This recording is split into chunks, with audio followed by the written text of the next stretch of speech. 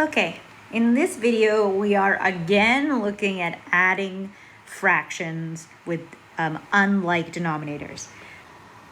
But I've decided to make a separate small video for these types of questions because I feel they will be even more challenging to you when you first see them. So I want to really draw your attention to this. In the previous videos, we've been able to just multiply one of the fractions in order to make it so the denominators are the same. I imagine you're already looking at 3/8, 1/5 and thinking, I can't multiply 8 by anything to get to 5, or I can't multiply 5 by anything whole number to get to 8. So don't panic.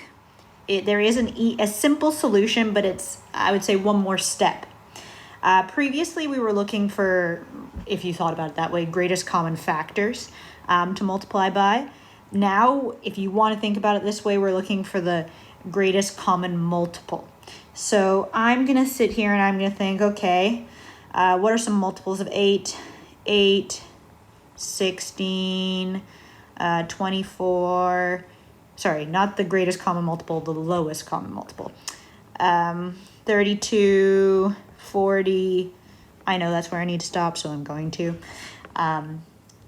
For multiples of 5, 5, 10, 15, 20, 25, 30, 35, 40. Finally, one that's in common. Both of these numbers, the 8 and the 5, can be multiplied to equal 40. So with that in mind, I'm going to change both 3/8 and 1/5 to an equivalent fraction where they will have the same denominator, which will be 40.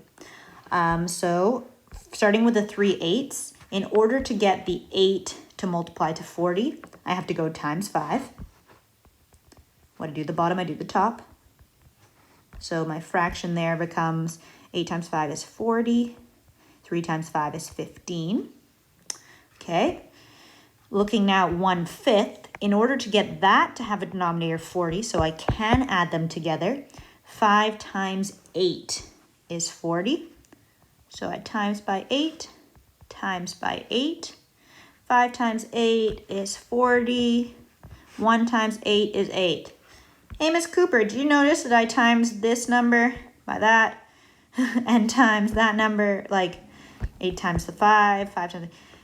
Yep, that happens sometimes. Again, it's this idea of what is the lowest common multiple.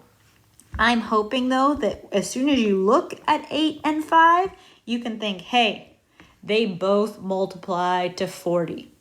Really, you could do this and still get it correct if you said, hey, they both multiply to 80.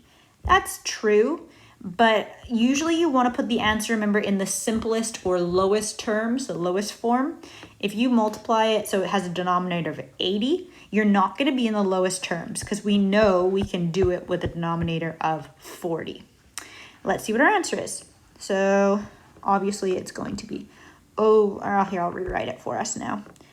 We have 15 40ths plus 8 40ths equals 15 plus 8, 23. 23 40ths.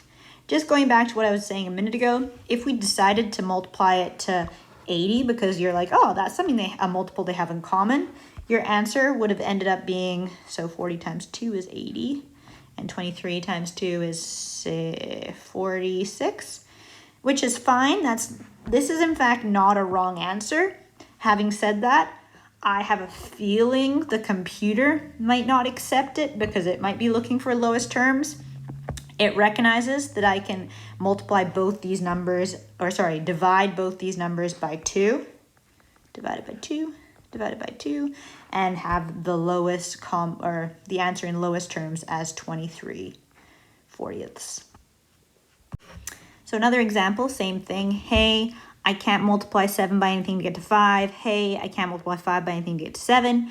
Hopefully you are familiar with your multiplication tables, and rather than having to write out all the multiples, which you can do if you aren't familiar with them, you look at 7 and 5 and you think, hey, they both multiply to 35 because I know that 7 times 5 is 35. So I'm going to use that as my common multiple or my denominator. So in order to make that my denominator, 7 times 5 times top by 5, my fraction there is over 35. 1 times 5 is 5. For the 2/5 to get to 35, 5 times 7 times 7. My fraction, 5 times 7, 35. 2 times 7, 14. So my question ends up being 5/35 plus 14/35 equals 19/35.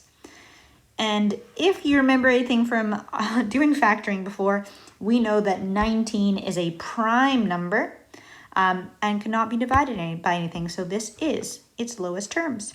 Okay, good luck with this section.